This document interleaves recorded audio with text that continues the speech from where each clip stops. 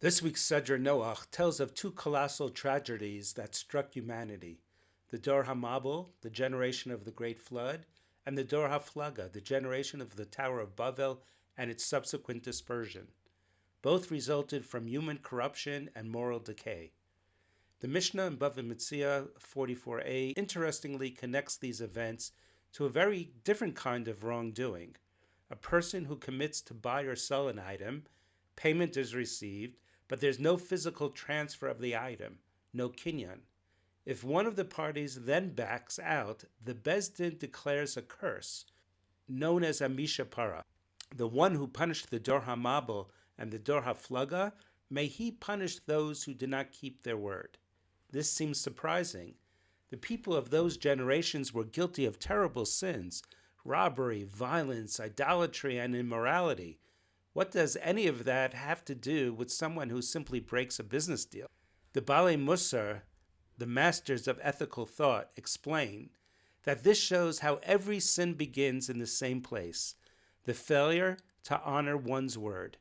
When promises lose meaning, when speech is no longer binding, dishonesty becomes normal, lies become habit, and truth becomes a joke.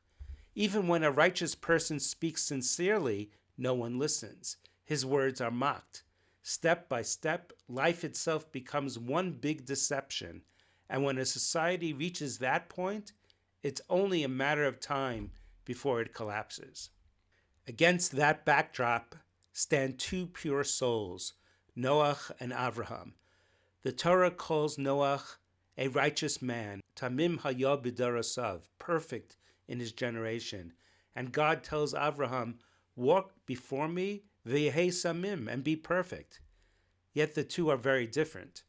Noach, though righteous, began to doubt himself, to wonder whether his words mattered, whether anyone would listen.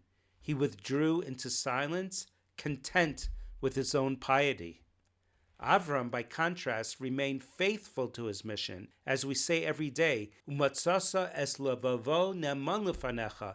You found his heart faithful before you. He never stopped speaking, teaching, and inspiring others. That is why our sages teach that if Noach had lived in Avraham's time and would have learned from Avraham, Noach might have become even a greater tzaddik, one whose righteousness would elevate others, not only himself.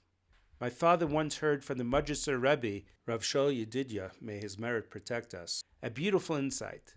There are two kinds of sweetness, sugar and candy.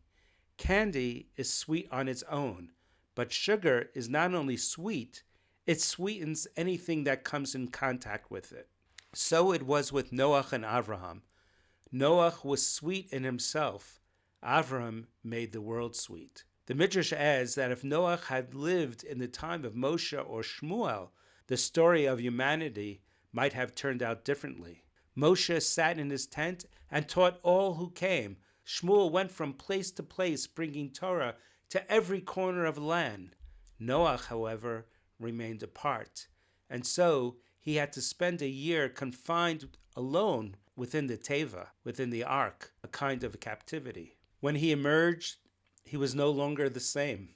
Rashi, citing Midrash Rabbah, says that Noach came out weary and broken from caring for the animals. The Midrash tells us that once, when he delayed feeding the lion struck him with his paw. Why such harsh punishment? The Midrash explains that the lion, king of all animals, was the sole survivor of its kind. Additionally, it had protected Noach from attackers as he entered the teva. Gratitude and respect demanded special care and attention for the lion, different than for the other animals. This teaches us something profound.